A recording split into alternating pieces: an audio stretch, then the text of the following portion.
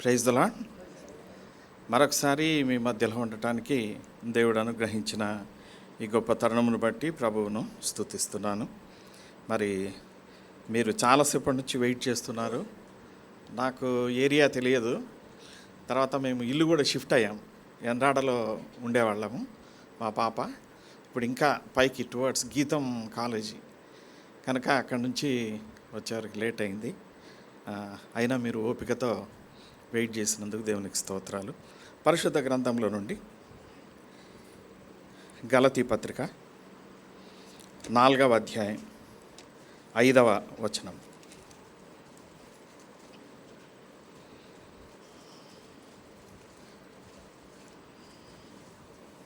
గలతీ 4 మరియు 5 కలిసి ఉన్నాయి. తెలుగులో 2 కలిపి ఉన్న వచనాన్ని ఎవరైనా గట్టిగా చదివి వినిపించండి.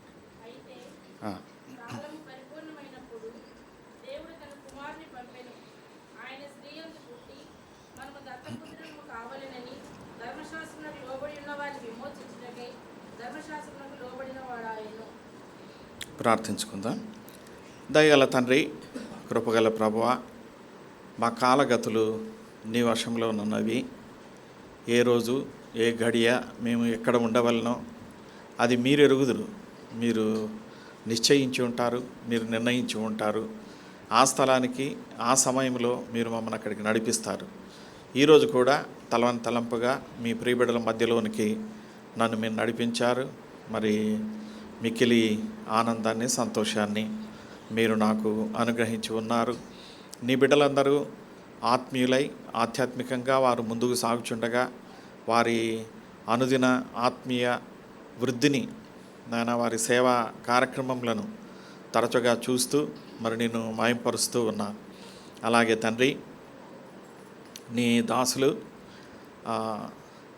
దైవ సేవకులు పాల్ గారు, వారి పెద్ద కుమార్ డేవిడ్ పాల్ గారు, రక్షణానందం గారు, బ్రదర్ జెర్మియా గారు, ఇంకెక్కడున్న బాధ్యత గల సహోదరులందరినీ బట్టి నేను స్తుతిస్తూ ఉన్నాను.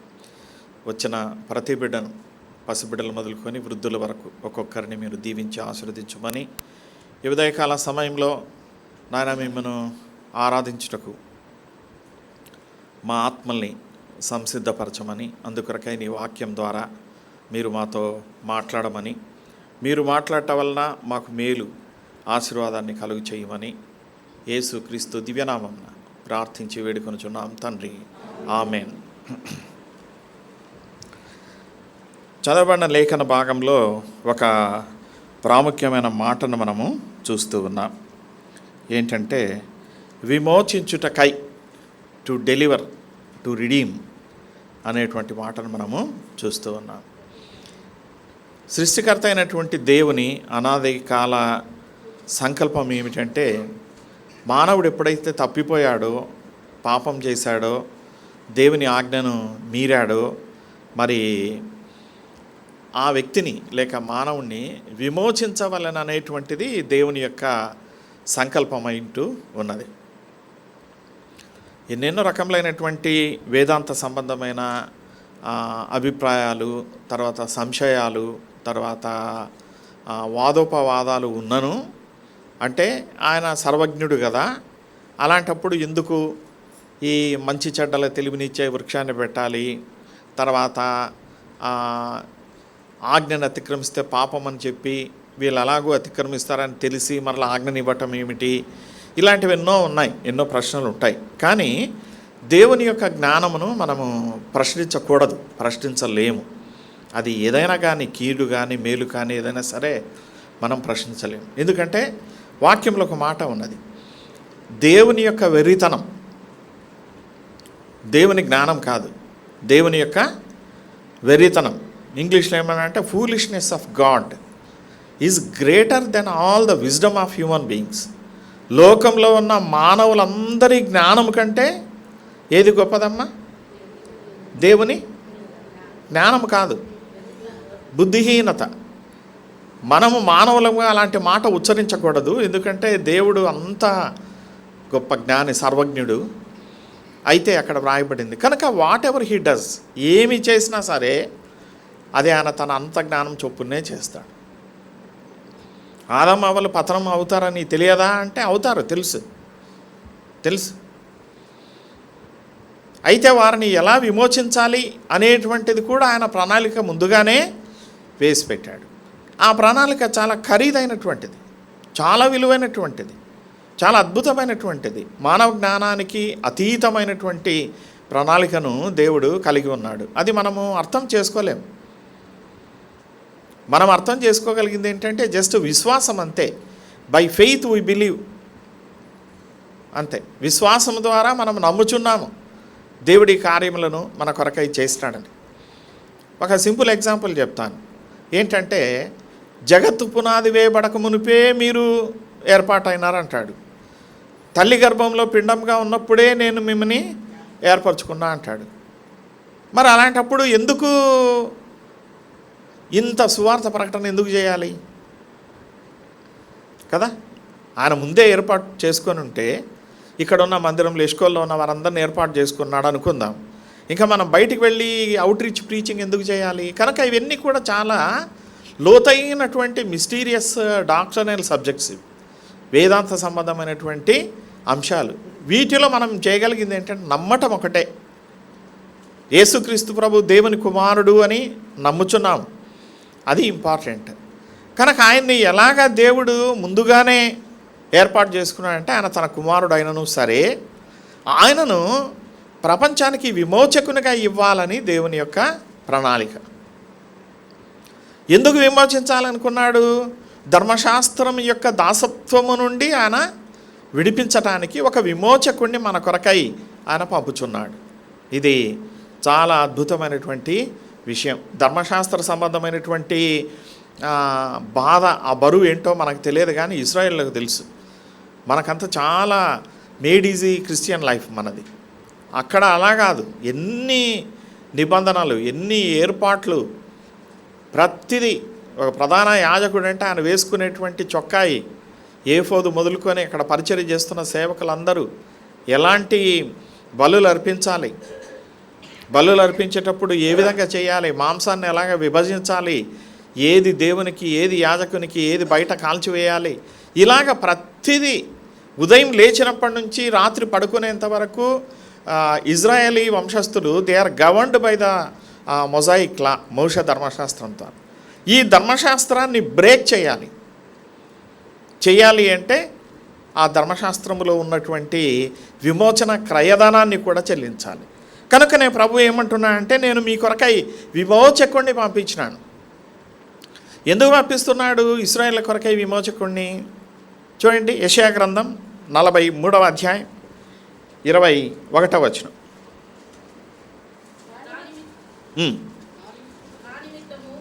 నా నిమిత్తము నేను నిర్మించిన జనులు. చాలు. ఎవరైనా ఇంగ్లీష్లో చదవండి please. Book of Isaiah chapter 43 verse 21. The people whom I formed for myself. King James వర్షనా కాదా? ఓకే, కింగ్ జేమ్స్ వర్షన్లో ఎలా ఉందమ్మా? చదవండి ఎవరైనా.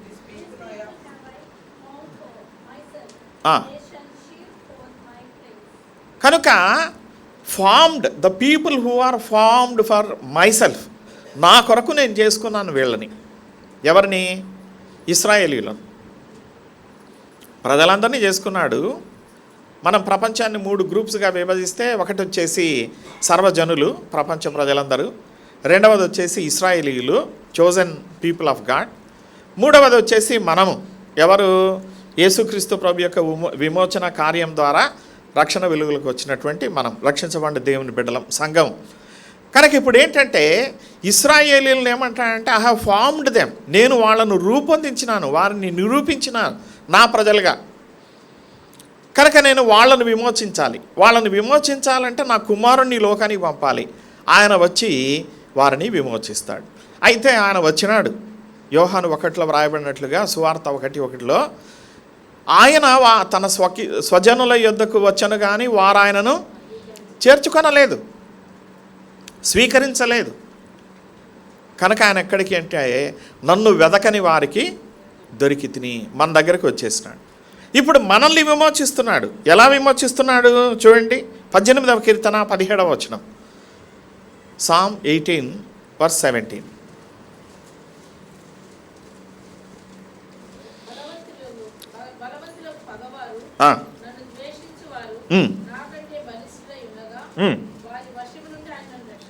చాలు. ఆయన మొదటిగా ఇక్కడి నుంచి మనల్ని రక్షిస్తున్నాడు. ఎక్కడి నుంచి విమోచిస్తున్నాడు అంటే బలవంతులైన శత్రువుల నుండి, పగవారి నుండి, దుష్టుల నుండి ఆయన మనల్ని రక్షించుచున్నాడు, విమోచించుచున్నాడు. డెలివరింగ్ అస్, రిడీమింగ్ అస్. ఈ బలవంతుడైన శత్రువు నుంచి విమోచించబడాలి అంటే అది సులభమైన విషయం కాదు. బలహీనమైనటువంటి యుక్రెయిన్ దేశం మీదకి బలమైనటువంటి రష్యా దేశం వెళ్ళింది. 5,000 అణ్వాయుధాలున్న యుక్రెయిన్ దేశం యొక్క అణ్వాయుధాలన్నీ లాక్కొని వాటిని నిర్వీర్యం చేసిన తర్వాత, దేశాన్ని నిర్వీర్యం చేసిన తర్వాత, మొత్తం దేశాన్ని బలహీనపరిచిన తర్వాత రష్యా ఇప్పుడు దాడి చేసింది. 2 సంవత్సరాల్లో కొన్ని లక్షల మందిని చంపేసింది.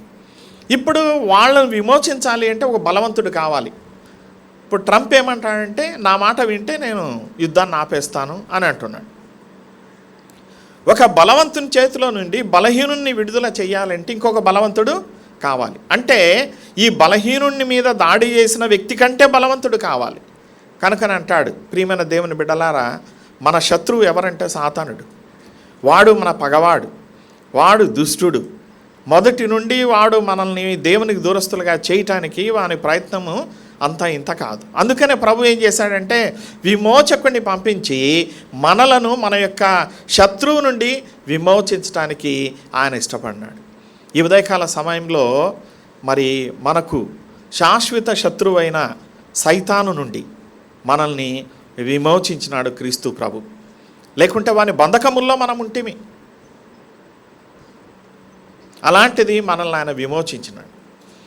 అందుకనే మనం ఏం చేస్తున్నామంటే ఆయనను ఘనపరుస్తున్నాం, ఆరాధిస్తున్నాం. ప్రభువా, నీవు మమ్మల్ని విమోచించిన కారణం చేతనే మేము ఈరోజు నీ సన్నిధిలో చేరి నిన్ను అబ్బా తండ్రి అని మొరపెట్టుచున్నాం. ఒకవేళ ఆ విమోచన లేకపోతే మన పరిస్థితి ఎలాగుండేది? మన శత్రువు అయినటువంటి సాతాను చేతిలో మనం ఎలాగా దుర్బలులమై నశించిపోయి ఉండేది వారం. కీర్తన 34:4 వచనం. కీర్తన 34:4 వచనం. నేను యెహోవా వద్ద విచారణ చేయగా ఆయన నాకు ఉత్తరం ఇచ్చెను.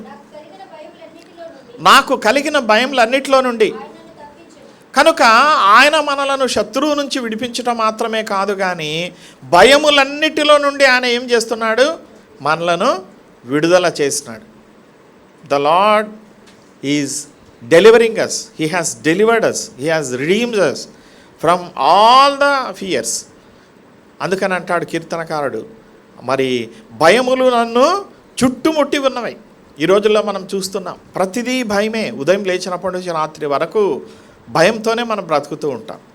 ఇంకా మనకు మేలు ఆంధ్రప్రదేశ్లో, ఇతర కొన్ని స్థలాల్లో, కానీ నార్త్ ఇండియాలో, ఛత్తీస్గఢ్లో, ఒరిస్సాలో ఇలాంటి ప్రాంతాల్లో యేసుక్రీస్తునందు విశ్వాసం ఉంచిన బిడ్డలు ఇలాగ కూర్చొని ఆరాధించే అవకాశం లేదు.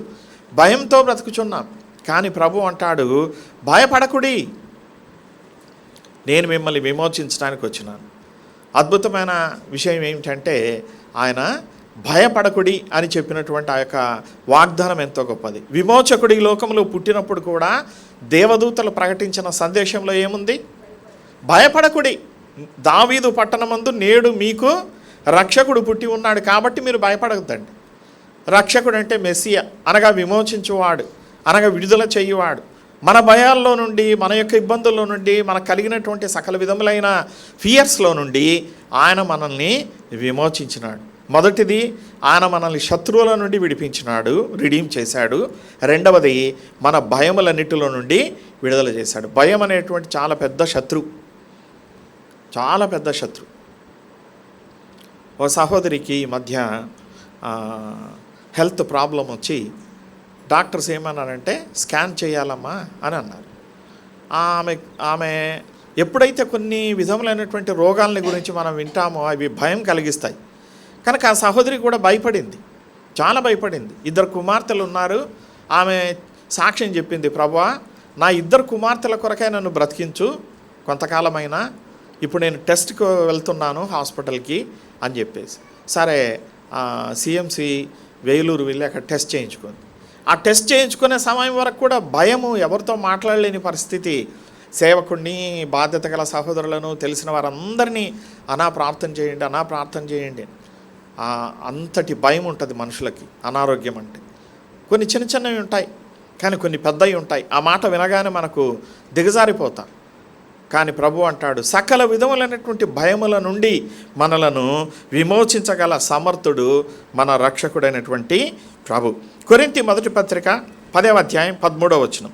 కొరింథీ మొదటి పత్రిక 10వ అధ్యాయం 13వ వచనం. సాధారణంగా మనుషులకు కలుగు శోధన తప్ప మరి ఏదియో మీకు సంభవింపలేదు. దేవుడు నమ్మదగినవాడు.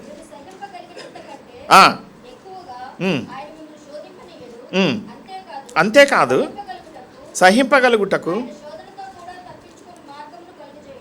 కనుక మూడవది ఏంటంటే, ఆయన మనల్ని ఎందులో నుంచి విడుదల చేస్తున్నాడంటే మనకు కలిగేటువంటి శోధనల్లో నుండి.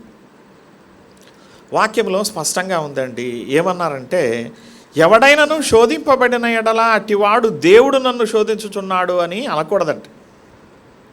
అది మనకు కూడా శోధనలు వస్తూ ఉంటాయి, ఎన్నెన్నో వస్తాయి. కానీ మనం ఏమనకూడదు, దేవుడు నన్ను శోధిస్తున్నాడు, దేవుడు ఈ పరీక్ష పెట్టాడు, గాడ్ ఈజ్ టెంప్టింగ్ మీ అని అనకూడదు. ఎందుకంటే ప్రతి వ్యక్తి కూడా తన స్వకీయ దురాశల చొప్పున ఈడవబడి మరల్కొల్పబడి శోధింపబడుచున్నాడు. అది దేవుడు ఎప్పుడు కూడా శోధించాడు. ఒకవేళ శోధిస్తే ఆ శోధనలో నుంచి ఎలా బయటపడాలో దానికి తగిన మార్గాన్ని ఆయన చూపిస్తాడు. He will give solution, he will guide us. ఈరోజు ఒకవేళ ఎలాంటి శోధనలో నువ్వు ఉన్నావో ఈ ఉదయకాల సమయంలో, యేసునందు విశ్వాసం ఉంచినాను, నేను బాప్తిస్మం తీసుకున్నాను, బల్లలో పాలు పంపులు పొందుచున్నాను, నేను బిలీవర్ని అని ఒకవేళ నువ్వు అనుకుంటూ ఉండవచ్చు. కానీ ఎవరికి తెలియని ఏదో ఒక శోధన నిన్ను పట్టి పీడిస్తూ ఉండవచ్చు. చాలా రకాల శోధనలు ఉన్నాయి. సులువుగా, అందుకని అన్నాడు, సులువుగా చిక్కులు పెట్టు పాపం. శోధనలలో చాలా సింపుల్గా, ఒక ఉద్యోగి ఉన్నాడు అనుకోండి, జాబ్ చేస్తున్నాడు, అతడు లంచం తినడు, అయితే మెల్లగా వచ్చేసి స్లోగా అతనికి టేస్ట్ చేయించేటువంటి శోధన. తీసుకోండి సార్, పిల్లలు ఉన్నారు, పిల్లలు చదువుతున్నారు, పెద్ద పెద్ద చదువులు చదువుతున్నారు, ఇది ఒక 50,000 కదా, తీసుకోండి, ఆ పని చేసి పెట్టండి. నిన్న ఒక సహోదరుడు మాట్లాడుతూ చెప్పారు, నిన్నటి దినమున నిన్నను మొన్నను హెబ్రోన్లో ఒక గొప్ప దేవుని సేవకుని ఫ్యూనరల్ జరిగింది. నిన్న బ్రదర్ మీరు వెళ్ళారు, FCS పీటర్ గారిది. ఎస్, ఆయన గురించి ఒక బాగా తెలిసిన ఒక సహోదరుడు చెప్పాడు. ఏమని చెప్పాడంటే, ఆయనకు ఉద్యోగ జీవితంలో అంట హీ గాట్ బెస్ట్ రికార్డ్ అంట. అస్సలు ఎవరు కూడా వేలెత్తి చూపడానికి వీల్లేని, ఎందుకంటే ఆయన చీఫ్ ఇంజనీర్ క్యాడర్లో పనిచేశాడు గవర్నమెంట్లో. అలాంటి స్థితిలో ఉండి కూడా ఒక మంచి పేరును పొందినాడు అనేటువంటిది మనకు ప్రసంగిలో ఉంది కదా. మరి సుగంధ దైలం కంటే ఏమిటి మంచి పేరు మేలు అని. కనుక అలాంటి మంచి పేరును ఆ వ్యక్తి పొందినాడు. అంటే అంత హై స్టేటస్కి వచ్చినప్పుడు, చీఫ్ ఇంజనీర్ ర్యాంక్ వచ్చినప్పుడు ఎన్నెన్నో ఉంటాయి. కానీ చిన్న ప్రభు అంటారు, చిన్న విషయంలో, చిన్న సంగతిలో నీవు నమ్మకముగా ఉన్నావు. 1 రూపాయలో నమ్మకంగా ఉన్నాడు, 1 తలాంతు విషయంలో నమ్మకంగా ఉన్నాడు, 2 తలాంతులు, 5 తలాంతులు. ఎప్పుడైతే నీవు శోధనకు గురి అవుతావో అది మొదట స్మాల్ లెవెల్లో స్టార్ట్ అయ్యి తర్వాత హయ్యర్ లెవెల్కి వెళ్ళిపోతుంది. అప్పుడు నువ్వు తప్పించుకోలేవు. హయ్యర్ లెవెల్ అంటే యోసేపుకి వచ్చిన శోధన. అసలు ఆ శోధనకు లొంగితే యోసేపు ఎంత గొప్ప బంగారు జీవితాన్ని పొందుతాడో లౌకికంగా మాట్లాడితే, బట్ తృణపాయంగా వదిలేసినాడు. అందుకని అంటాడు, ఈరోజు ఎవరైనా కానీ శోధింపబడినప్పుడు, ప్రభు నన్ను శోధిస్తున్నాడు, అందుకని నేను ఈ విధంగా శోధనకు గురైనని అనకూడదు. ఎందుకంటే ప్రభు ఎప్పుడూ శోధించాడు. శోధనను పంపినా సరే, ఇంగ్లీష్లో ఒక మాట ఉంది, God tests, God never tempts. Tempting అంటే ఏంటి? శోధన. ఇప్పుడు పసిబిడ్డలకి మనము పళ్ళు కోసుకునే కత్తి ఇవ్వం కదా. ఎందుకు? We know that he will cut his finger. తన చేతిని వ్రేళ్లను కోసుకుంటాడు. కనుక దేవుడు కూడా అలాగే వారి విశ్వాసాన్ని బట్టి వారికి శోధన. అయితే మనమేమనుకుంటామంటే ఇంత పెద్ద శోధన వచ్చింది, దీంట్లో నుంచి నేను ఎలా బయటపడాలి, దేవుడే పెట్టినాడు ఈ శోధన అని అంటారు. నో, నీవు ఆయన అమూల్యమైన రక్తం చేత విమోచింపబడినావు. ఎందుకంటే ఇలాంటి శోధనల్లో నువ్వు పడకుండా ఉండటానికి విమోచింపబడినావు. అబ్రహామును కూడా ఆదికాండం 22:1 దేవుడు శోధించినాడు. కొన్ని తర్జుమాలో దేవుడు పరిశోధించను అని ఉంది కదా. చూడండి, ఆదికాండం 22:1.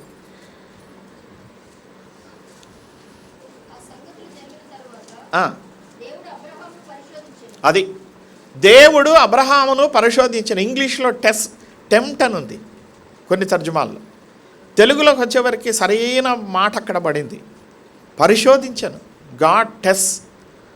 ఒక వస్తువు తయారైందంటే, ఇప్పుడు కీబోర్డ్ ఉందండి, లేకుంటే మైక్ పీస్ ఉంది, ఇది టెస్ట్ అయింది, అది తయారైందంటే కంపెనీలో వీళ్ళు ఏం చేస్తారంటే అన్ని ప్రొడక్షన్ అంతా కూడా లాస్ట్ స్టేజ్కి వచ్చిన తర్వాత ఒక ఇన్స్పెక్టింగ్ పార్టీ ఉంటుంది, ఒక వింగ్ ఉంటుంది.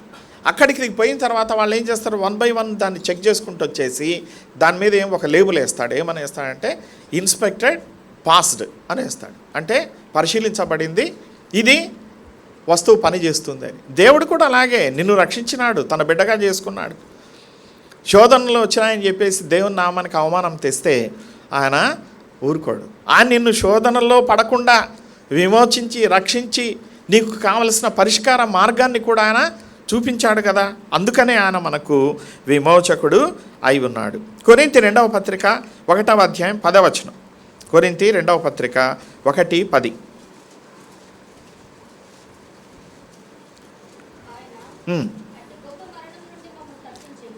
చాలు, ఆయన మరణము నుండి మనల్ని తప్పించువాడు. అయితే ఇక్కడ పౌలు చెప్పేటువంటి పదం ఏంటంటే గొప్ప మరణం అన్నాడు, great death. So there are 2 deaths. ఏంటంటే one is normal death, another one is great death. Normal death ఏంటి? ఇప్పుడు మనము ఈ లోకంలో జీవిస్తున్నాము, మరణం సహజము, చనిపోవటానికి ఏదో కారణం ఉంటుంది. అది ఒక యాక్సిడెంట్ కావచ్చు, జబ్బు కావచ్చు, చిన్న ఊరికి అట్లా పైనుంచి కింద పడి చనిపోవచ్చు. మొన్న ఒక అతడు ఆత్రంగా పిల్లలకి ఎగ్ బజ్జీలు తెచ్చి, గుడ్డుతో చేసిన బజ్జీలు తెచ్చి భార్య బిడ్డలందరూ కూర్చొని, తను కూడా అట్లా చైర్లో కూర్చొని, పిల్లలు ఎంతో సంతోషంగా ఒక ఎగ్ బజ్జీ ఇస్తే తీసుకొని ఆ వేడిది అట్లా గొంతులో వేసుకున్నాడు. అదేమైందంటే అది లోపలికి పోకుండా బయటికి రాకుండా ఇక్కడ ఊపిరి గొంతు మధ్యలో ఇరుక్కుపోయింది. పిల్లలు భార్య చూస్తూ ఉండగానే అక్కడ చనిపోయినాడు. చనిపోవటానికి ఏదో కారో లారో పెద్ద ట్రక్ వచ్చి కొట్టాల్సిన పనిలే. ఒక ఎగ్ బజ్జీ కూడా మనిషిని చంపగలదు. కనుక ఇది చాలా సామాన్యం, ఇది జరుగుతుంది. ఎందుకంటే మనం ఎప్పుడు జన్మించాలో, ఎప్పుడు ఈ లోకాన్ని విడిచిపెట్టాలో ఆయన ఆల్రెడీ దాన్ని సిద్ధం చేసినాడు. మన డైరీ అంతా కూడా నేను పుట్టక మునిపే గ్రంథములో లిఖితములాయను. ఆయన మొత్తము, అది కూడా 139వ కీర్తనలో చూస్తే పిండము ఫామ్ అయ్యేటప్పుడు ఎవ్రీ డే ఆయన రాస్తున్నాడంట. ఎవరు అట్లా రాయరు, అంత ప్రేమ కలిగినటువంటి దేవుడు. అయితే అంటాడు, ఆయన నన్ను మహామరణము నుండి, బహు గొప్ప మరణము నుండి ఆయన నన్ను తప్పించినాడు. ఈరోజు మనల్ని ఆయన విమోచించినాడు. ఈ నార్మల్ డెత్ అనేది వస్తుంది, న్యాచురల్గా వస్తుంది. వయసు పెరిగే కొద్దీ ఈ మానవ శరీరంలో డీజనరేషన్ వచ్చేసి ఏ జబ్బులు లేకుండానే వయసు అయిపోయే కొద్దీ నార్మల్గా మనుషుల లోకాన్ని వదిలిపెడతారు. కానీ మనకందరికి ఒక మరణం ఉంది కదా, అది 2వ మరణం కదా. ఆ 2వ మరణం నుండి మనల్ని ఆయన విమోచించుటకు అనాదికాల సంకల్పం చొప్పున తన ప్రియకుమారుడైన క్రీస్తును మనకు విమోచకునిగా పంపించినట్లు మనం చూస్తున్నాం. ఈరోజు మనం భయపడవలసిన పని లేదు. ఏదో పాటలు పాడుకుంటాం కానీ మనము ఏమని, చావు అంటే భయపడరాదు అని పాటలు పాడుకుంటాం. కానీ యాక్చువల్గా చావు అనేటువంటిది వస్తే లేక దాని గురించి వింటే మనిషి చలించిపోవాల్సిందే. అది ఈరోజు నీ ప్రాణం అడుగుచున్నారు అని దేవుడు ఒక వ్యక్తికి చెప్పాడంటే అలాంటి మెసేజ్ ఎవరికైనా వస్తే ఎంత భయంకరంగా ఉంటుంది పరిస్థితి. అయితే యేసుక్రీస్తునందు విశ్వాసం ఉంచినటువంటి వానికి ఆ భయం లేదు. మరణ భయం లేకుండా చేసినాడు. మరణపు ముళ్ళును ఆయన విరిచినాడు. ఆయన ఎందుకంటే మన విమోచకుడు కాబట్టి. గలతీ పత్రిక 1వ అధ్యాయం 4వ వచనం. గలతీ 1:4.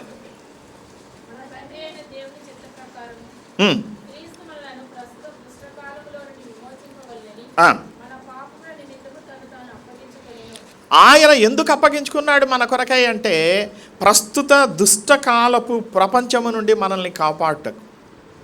అది తెలుగులో దుష్టకాలం నుండి అన్నాడు, కానీ ఇంగ్లీష్కి వచ్చేసేవరికి ఈవిల్ వరల్డ్ అని వ్రాయబడింది. అంటే దుష్టకాలం, దుష్ట ప్రపంచం. ఈ లోకంలో మనం ఉన్న ప్రపంచం చాలా భయంకరంగా ఉంది. ఏ క్షణంలో ఏ విధంగా మన మీదికి ఎలాంటి ఆపద వస్తుందో మనకు తెలియదు. మనుషుల వలన వచ్చేటువంటి ఆపదలు ఉన్నాయి. ఒక వ్యక్తి రాత్రి డ్యూటీ ముగించుకొని ఇంటికి వచ్చినాడు. అపార్ట్మెంట్ దగ్గర ఎక్కడో ఒక స్ట్రీట్లో జరిగింది మొన్ననే. వచ్చినాడు, తన బండిని పెట్టినాడు. ప్రక్కింటి వాడు ఒక యవనస్తుడు అబ్జెక్షన్ చేసినాడు. ఇక్కడ బండి పెట్టద్దు మా ఇంటి ముందు అని అన్నాడు. ఏదో మాట పెరిగింది. ఆ యవనస్తుడి ఇతన్ని కింద పడవేసి కొట్టినాడు. ఒక్క దెబ్బకి చనిపోయినాడు. ఆ చనిపోయిన వ్యక్తి పెద్ద సైంటిస్ట్, సామాన్యుడు కాదు. ఆ రాత్రి వేళ మరణం ఎక్కడి నుంచి ముంచుకొని వస్తుందో తెలియదు. ఎందుకంటే దుష్ట లోకంలో మనం ఉన్నాం, భయంకరమైన లోకంలో మనం ఉన్నాం. మనము సాధ్యమైనంత వరకు మనుషులతో ఎలాగ ఉండాలంటే ప్రేమతో, సహనంతోనే ఉండాలి. ప్రేమతో ఉండాలి. ఏ వ్యక్తి ఎలాగ రియాక్ట్ అవుతాడో మనకు తెలియదు. ఎంత టెన్షన్తో ఉంటాడో మనకు తెలియదు. ఇంటి దగ్గర ఎలాంటి పరిస్థితి ఉంటుందో మనకు తెలియదు.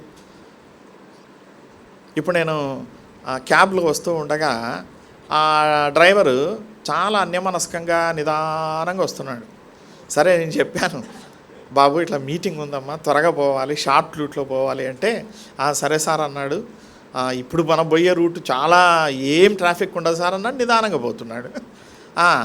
అదేదో సింహాచల దేవస్థానమా దాని మీద వచ్చినాడు అంత చుట్టుకొని. ఇది అయితే సిగ్నల్స్ ఉండవు అన్నాడు. సరే నేను త్వరగా వస్తుందేమో అనుకున్నాను. కానీ నేను ఒకవైపు నాలో అతన్ని గద్దిస్తామా, ఏంటి ఇంత స్లోగా పోతున్నా, 20 km స్పీడ్లో పోతున్నాడు, ఏంటి ఇంత స్లోగా పోతున్నావు అని అందామా అని అనుకున్నాను. మరలా నాకు వెంటనే ప్రభు ప్రేరణ ఇచ్చినాడు, డోంట్ డిస్టర్బ్ హిమ్, అతనితో నువ్వు మాట్లాడొద్దు. సైలెంట్గా ఉన్నాను నేను వచ్చేంతవరకు. ఎందుకంటే ఒక చిన్న మాట అది ఎక్కడికి దారి తీస్తుందో మనకు తెలియదు. ప్రభు బిడ్డలు దుష్టలోకంలో ఉన్నాము అనేటువంటిది మనం గుర్తించాలి. అది మనకు ఆలస్యం కావచ్చు, మనకు ఇబ్బంది కావచ్చు, మనకు అతడు కష్టపెట్టవచ్చు, నష్టపెట్టవచ్చు. కొన్నిసార్లు ఈ యొక్క క్యాబ్స్, ఆటోస్ వాళ్ళు చాలా మిస్బిహేవ్ చేస్తారు. అయినా మన ప్రవర్తన ద్వారా వాళ్ళని ఏం చేయాలంటే కూల్ డౌన్ చేసేయాలి. దుష్టలోకంలో ఉన్నామని మనం గ్రహించాలి. మీరు ఎక్కడైనా తీసుకోండి, మనం ఉండే ఇంటి ప్రక్క నుండి మనం ఉద్యోగం చేసే స్థలం వరకు కూడా మన చుట్టూ ఉన్నటువంటి మనుషులు కొన్నిసార్లు మనల్ని అర్థం చేసుకుంటారు, కొన్నిసార్లు చేసుకోరు. కొలీగ్స్ చేసుకోరు. మన వృద్ధిని కాంక్షించలేని వారు ఉంటారు.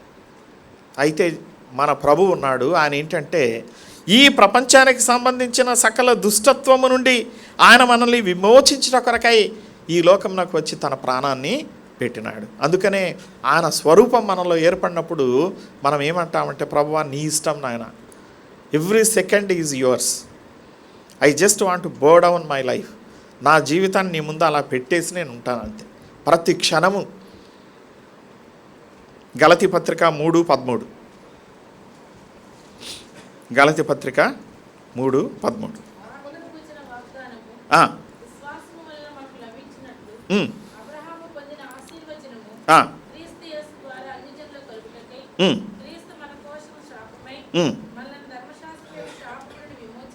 చాలు. ఇక్కడ మనం చూస్తూ ఉన్నాము. మొదటిది ఏంటమ్మా చెప్పండి? మొదటి పాయింట్ ఏంటి? శత్రువుల నుండి విమోచన. రెండవది భయముల నుండి విమోచన. మూడవది శోధనల నుండి విమోచన. నాలుగవది మరణ భయము నుండి విమోచన. ఐదవది దుష్టలోకం నుండి విమోచన. 6వది మోషే యొక్క ధర్మశాస్త్రము నుండి మనల్ని విమోచించినాడు. ఇక మనకు ధర్మశాస్త్రము మన మీద ఏలుబడి చేయదు. ఎందుకంటే ధర్మశాస్త్రము చాలా కఠినమైనది. చిన్న చిన్న తప్పులకు మరణశిక్షలు ఉన్నాయి, రాళ్లతో గుట్టి చంపేది ఉంది. యేసుక్రీస్తు ప్రభు వారు రాక వలన ధర్మశాస్త్ర ప్రభావం మన మీద లేకుండా ఆయన చేసి ఉన్నాడని మనము చూస్తూ ఉన్నాం. ప్రియమైన దేవుని బిడ్డలారా, ఈరోజు కూడా చాలామంది క్రైస్తవ తెగలు ధర్మశాస్త్రాన్ని పాటించేవాళ్ళు ఉన్నారు. యెహోవా సాక్షులు అంటారు, జెహోవా విట్నెసెస్.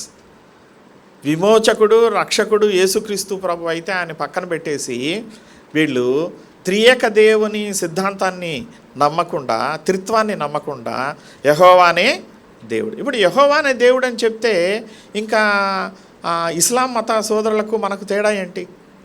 వాళ్ళు కూడా అల్లానే దేవుడు అంటారు.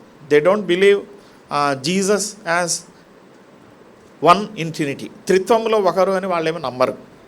అయితే క్రైస్తవులు కూడా అలాంటి వారు. ఇంకొక తెగ ఉంది, వాళ్ళు ఏంటంటే ఆదివారం ప్రార్థన చేయటం తప్పు, వాక్యానుసారం కాదు. ఏ రోజు చేయాలి? శనివారం చేయాలి. 7th డే అడ్వెంటిస్, శనివారం చేయాలి. ఎందుకు ఆదివారం చేయకూడదు అని అంటే అది వాక్యానుసారం కాదు, మనం ధర్మశాస్త్రం క్రింద ఉంది. ఇంకొక తెగ ఉంది, వాళ్ళేంటి అసలు ధర్మశాస్త్రాన్ని పాత నిబంధన దేన్ని పట్టించుకోరు. క్రీస్తే అంటారు, తీర్థం లేదు ఏం లేదు మాకు, క్రీస్తే అంటారు. ఆ క్రీస్తు నామంలో బాప్తిస్మం పొందితేనే మీరు రక్షించబడతారంటారు. కనుక రకరకాల ఆలోచనలు ఉన్నాయి. అయితే ప్రభు అంటున్నాడు, ధర్మశాస్త్ర శాపము నుండి, ధర్మశాస్త్రం యొక్క భారము నుండి ఆయన మనల్ని తప్పించుటకు మనకేమైనాడంటే ఆయన విమోచకుడు. ఆయన ఈరోజు ధర్మశాస్త్రం కనుక ఉంటే మనం ఇలా సర్వైవ్ కాలేం. ఇప్పుడు ప్యూర్ ధర్మశాస్త్ర ఫాలోయర్స్ ఎక్కడ ఉన్నారంటే ఇజ్రాయెల్ దేశంలో ఉన్నారు. వాళ్ళు ధర్మశాస్త్రాన్ని పాటిస్తారు. అక్కడికి వెళ్ళి వచ్చిన ఒక సహోదరుడు చెప్పాడు, మరి ఫ్రైడే నైట్ 12 గంటలకే మొత్తం దేశమంతా స్టాండ్ స్టిల్ అవుతుందంట. No tea stalls, no tiffin centres, no touring points, no breakfast, anything. అందుకని వాళ్ళు ఫ్రైడే నైట్ అన్నీ చేసి పెట్టుకోవాలి. ఎందుకు? Saturday is what is Saturday? విశ్రాంతి దినం, సబ్బాత్ కాబట్టి. మనకు అది లేదు కదా. మనకు ఫ్రైడే లేదు, సాటర్డే లేదు, సండే మార్నింగ్, సండే చర్చికి వచ్చేంతవరకు మనం ప్రిపేర్ చేస్తూనే ఉంటాం. వాళ్ళకి అక్కడ ధర్మశాస్త్రం ఉంది, తెలిస్తే వాళ్ళకి శిక్ష ఉంది, పనిష్మెంట్ ఉంది. మనకు లేదు. ఎంత ఆశ్చర్యకరమైన కృపచేత జస్ట్ ధర్మశాస్త్రాన్ని అంతా పక్కకు పెట్టేసి కృపనిచ్చినాడు మనకు.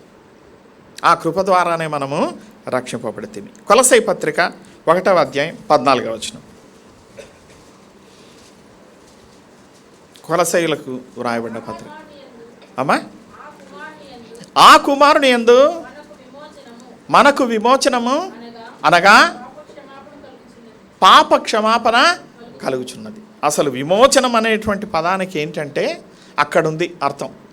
వాట్ ఈజ్ రిడెంప్షన్ అంటే the lord has redeemed us from our sins. పాపముల నుండి విమోచన, పాపముల నుండి క్షమాపణ. ప్రియమైన దేవుని బిడ్డలారా, ఎవరు ఆరాధించగలరు అంటే పాపం నుండి విడుదల పొందినవాడు ఆరాధించగలడు, రక్షణ అనుభవాన్ని పొందినవాడు ఆరాధించగలడు. ఈరోజు మరి ఆరాధించాలి కాబట్టి ఆరాధించటం కాదు. ఎందుకు ఆరాధించాలి అంటే ఆయన మన విమోచకుడు కాబట్టి ఆరాధించాలి. ఎందుకు? ఎక్కడి నుంచి విమోచించాడు అంటే పాపము నుంచి విమోచించినాడు. అది యేసుక్రీస్తునందు విశ్వాసం ఉంచినటువంటి వ్యక్తికి పాప ఆ భయము వెంటాడదు. స్పష్టమైనటువంటి స్వాతంత్రత ఉంటుంది తన హృదయంలో. అనేకసార్లు ప్రభువు నమ్మిన బిడ్డలు కూడా పాపాలు చేస్తూ ఉంటారు, చేయరని కాదు. ఎందుకంటే యోహాను భక్తుడు అంటాడు, మరి మీలో ఎవరిలో ఈ యొక్క బీజము కలదో అట్టివాడు పాపము చెయ్య జాలడు అన్నాడు. అక్కడి వరకు ఆగితే బాగుంటుంది.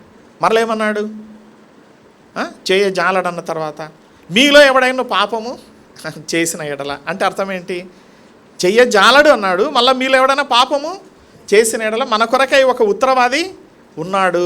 We have an advocate with the Father, the judge of the creation. అక్కడున్నాడు మనకు ఒక అడ్వకేట్, ఉత్తరవాది. ఆయన మీ తరపున ఏం చేస్తాడు? వాదిస్తాడు. అంటే అర్థం ఏంటి?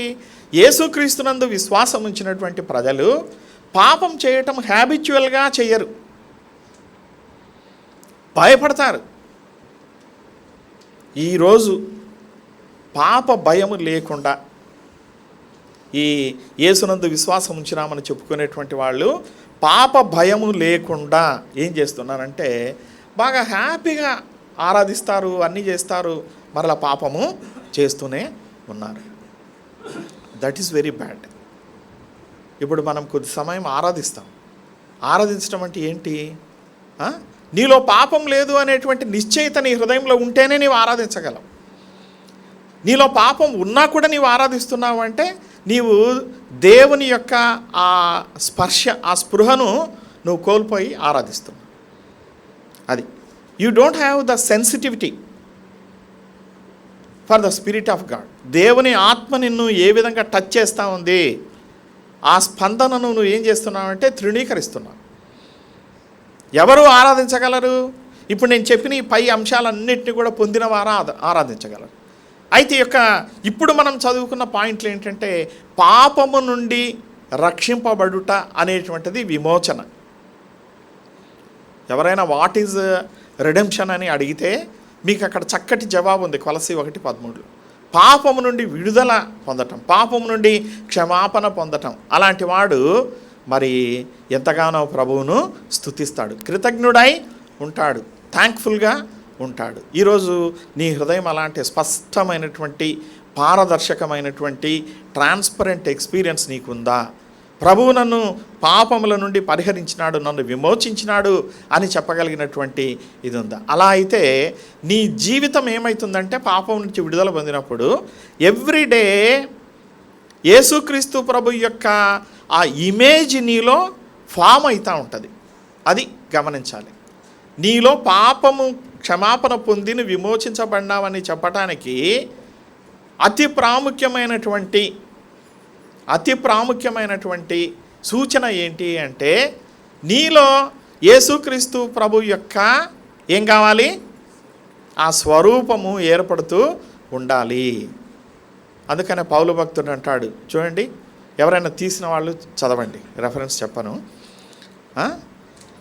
మీలో క్రీస్తు స్వరూపం ఏర్పడినంత వరకు నేను ప్రసవ వేదన పొందుచున్నాను. ఎక్కడది చూడండి. వెరీ గుడ్ అమ్మా. ఎవరో తీసిన వాళ్ళు చదవండి. మీ సంఘంలో ఇంకా వచనాలు చెప్పాల్సిన పని లేదు, ఆల్ ఆర్ వెల్ ఎక్విప్డ్. చదవండి అమ్మా. కరెక్టే చెప్పారు పుస్తకం. ఎక్సలెంట్. చదవండి. ప్రియులారా, క్రీస్తు స్వరూపం మీ యందు ఏర్పడినంత వరకు మీ విషయమే మరలా నాకు ప్రసవ వేదన. అంటే ఎందుకు అట్లా రాశాడు గలతీయుల గురించి? గలతీయులు చాలా ఆత్మీయులని కూడా చెప్పాడు, చాలా పొగడినాడు గలతీయుల్ని.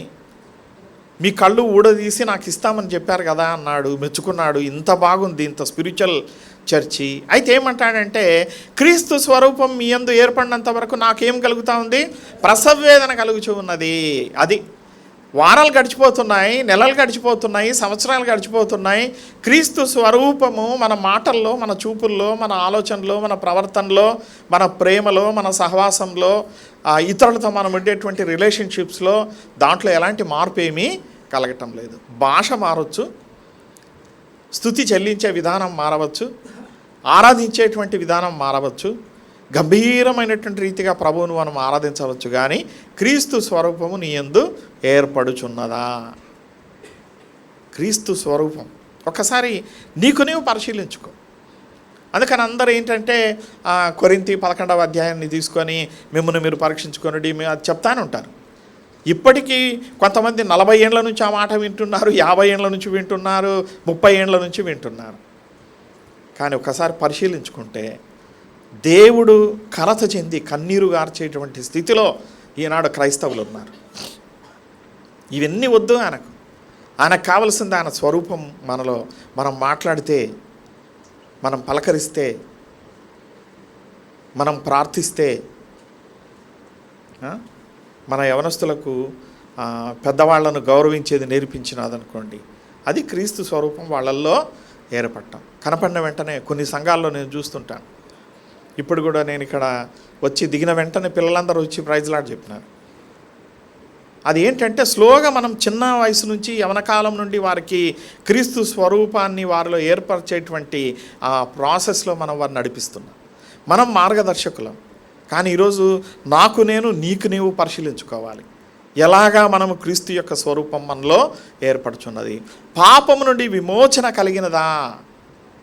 ఇది ప్రభు అంటాడు, అన్ని విషయాలు నేను మెచ్చుకుంటున్నాను యవనస్తుడా నిన్ను, కానీ ఒక్కటి కొదువుగా ఉన్నది. ఆ మాట మనల్ని అనకూడదు ప్రభు. ఒక్కటి కొదువుగా ఉన్నది అంటే ఏంటి ప్రభు అన్నాడు. నీ ఆస్తి మొత్తం అమ్మి బీదలకి అన్నాడు. అతడు ముఖము చిన్నబుచ్చుకొని అక్కడి నుంచి వెళ్ళిపోయినాడని మనం చూస్తున్నాం. ఈరోజు ఆరాధించే ఆరాధకులారా, ఎష్కోలు మందిర విశ్వాసులారా, మరి విమోచకుడైనటువంటి ప్రభు మనలో జరిగించిన అతి గొప్ప కార్యం ఏంటంటే పాపం నుంచి విమోచన. ఒకసారి చెప్పండి. మొదటిది ఏంటి?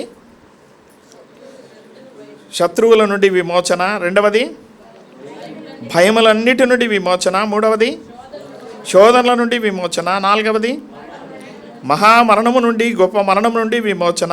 ఐదవది దుష్టకాల ప్రపంచము నుండి విమోచన. ఆరవది ధర్మశాస్త్ర శాపము నుండి విమోచన. ఏడవది పాపము నుండి విమోచన.